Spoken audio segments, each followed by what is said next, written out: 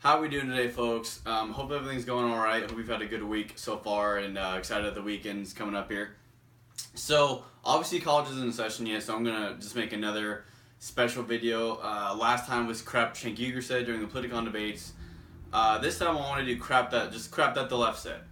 So I want to focus on crap that the left said, and I really just want to hone in on the Charlottesville riot and really the aftermath of it, which has inspired the left to once again blame the right and blame conservatism for Nazism and for fascism and for for the racism that occurred in Charlottesville. So I just want to debunk this notion that basically fascism and Nazism is on the right and is conservative and is on the right side of the spectrum when it comes to politics.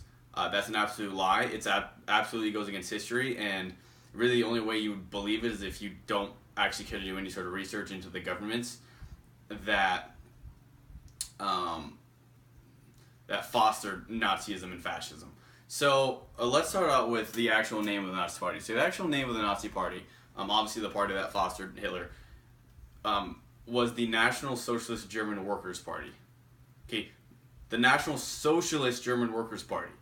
Already it's socialist. The only thing is that the only thing with Nazism was that Nazism basically said, okay, we're socialist, but you have to be, white, non-Jew and blonde hair, or whatever, in order to be. So basically, it was socialism, but it was just it was a special club, so to speak, for socialism.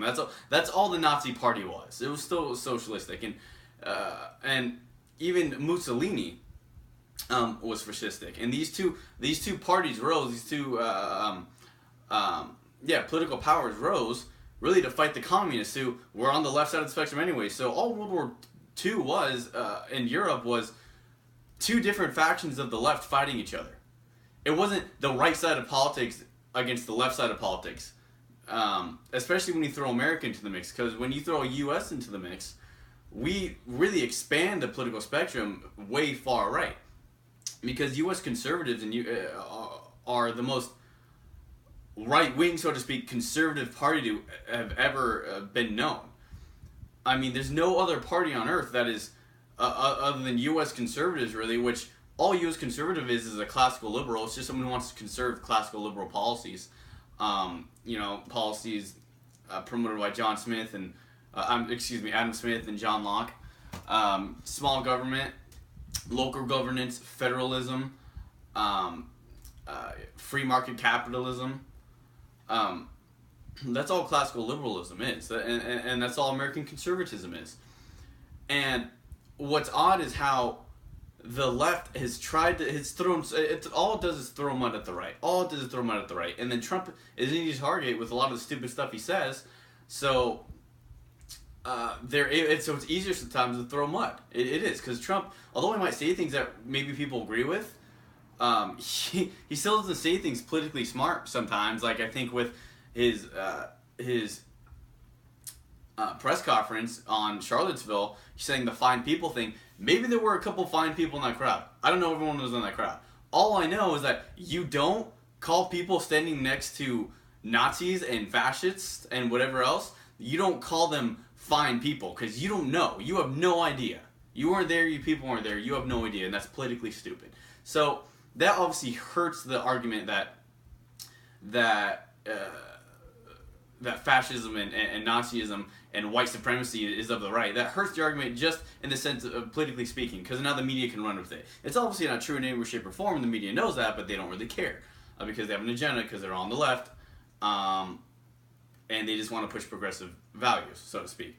So, I say so to speak because progressivism has crappy values. Anyways, so let's go with just the definition of first with fascism.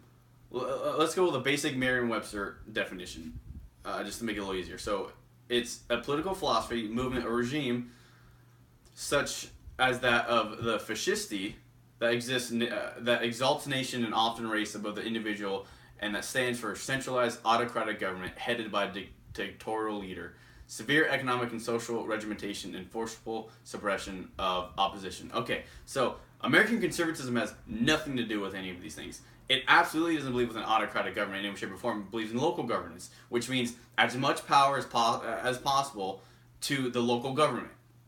So to my city government, the actual local city government that I live in. Then next would go to the state. As much power as possible that can go to the state after the local government, and as much power as possible that would, or at least, the least amount of power as possible that would go to the federal government. Because obviously we have a federal society, and spoken all about this, of course, in the Federalist Papers 48 through 51. American conservatives obviously want the least amount of government as possible to dictate how they live. So the closer you are to the government, the more power you want in that government, which means local governments ideally should have the most power when all combined, because that's where it is closest to the people, where people can most closely dictate their lives. Obviously, the federal government is the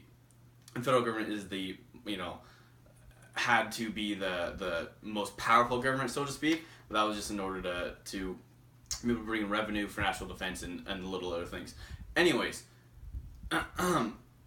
so American conservatism has nothing to do with a dictator. Absolutely nothing to do with dictator.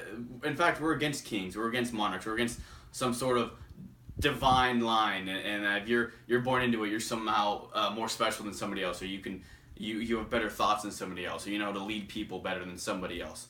That's absolutely stupid. Let's go to authoritarianism. Authoritarian. People think that somehow authoritarians are of the right side of the spectrum too. Now, maybe if you want to throw in European politics, maybe you're right. Because in European politics, the left is like the left is communism and socialism and Labor Party, something like that. And then on the right is more authoritarian and more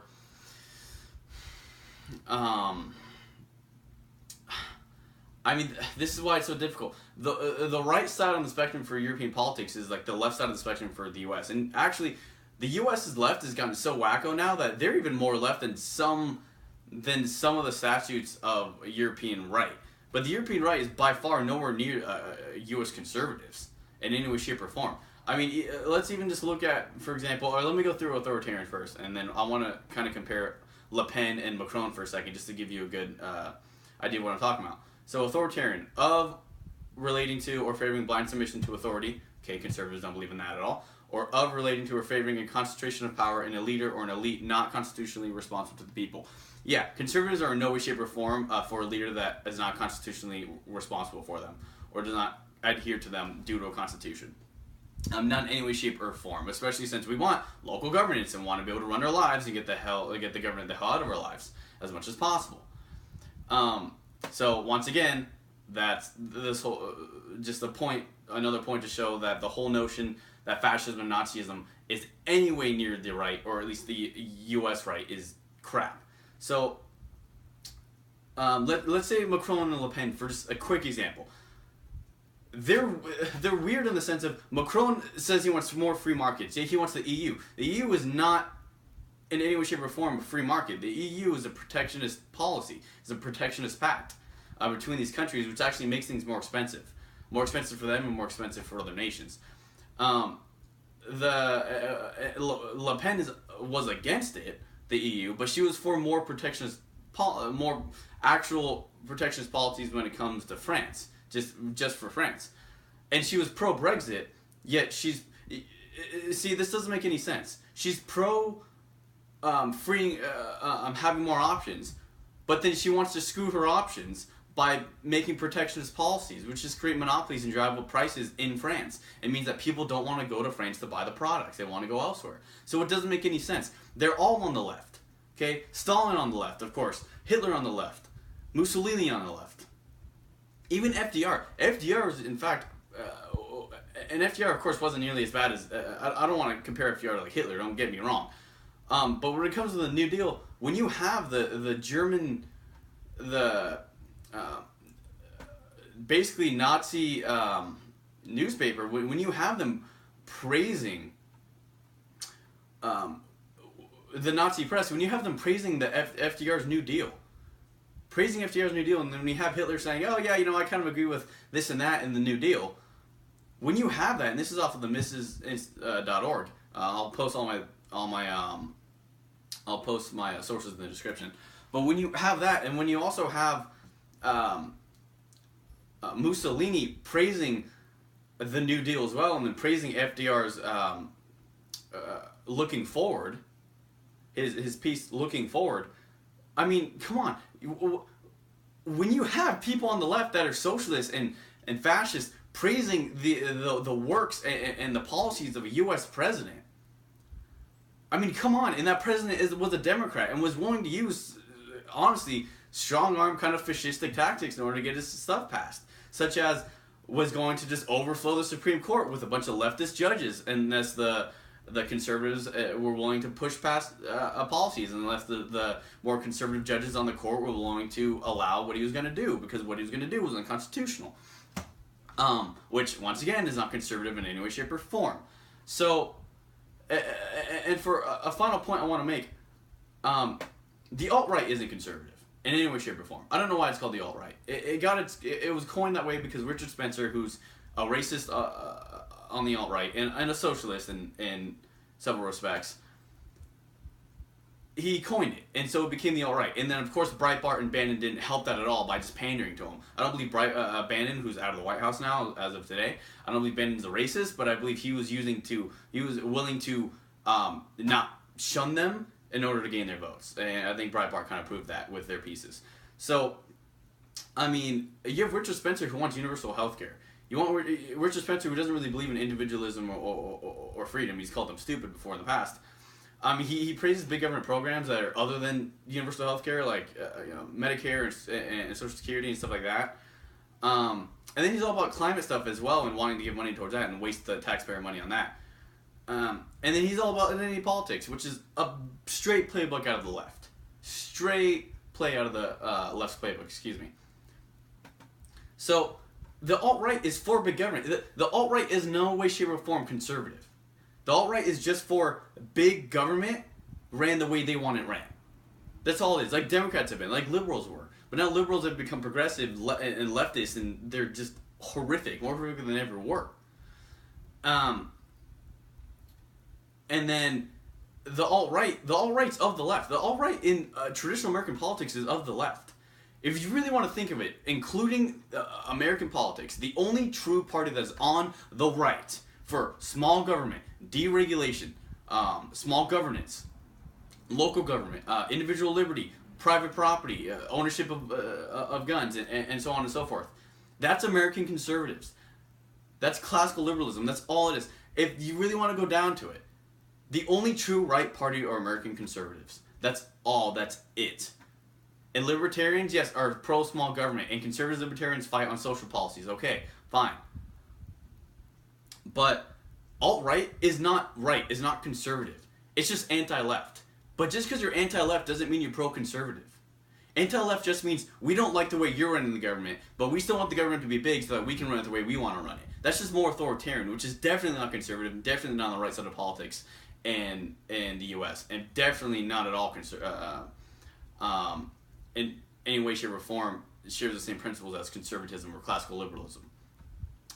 Anyways, folks, so I hope you enjoyed this video. I hope you learned some new things, that how fascism or Nazism or white supremacy is in no way, shape, or form conservative, because in order to actually implement policies like that, you'd have to have a bigger government, which conservatives are not for at all. And hope you learned that conservatism is really the only conservative party in the world. And everything else, when compared to it, is of the left. Everything else is of the left. And even Trump has done some conservative things, but even he has some leftist tendencies that we can see with wanting everyone to be covered under healthcare as well. I don't know how we'll be able to pay for that and make premiums lower. That's his own mess to deal with. Anyways, thank you so much. I hope you see you folks again soon. College is coming. There's a great peer review video, by the way, just since college is coming up around the corner.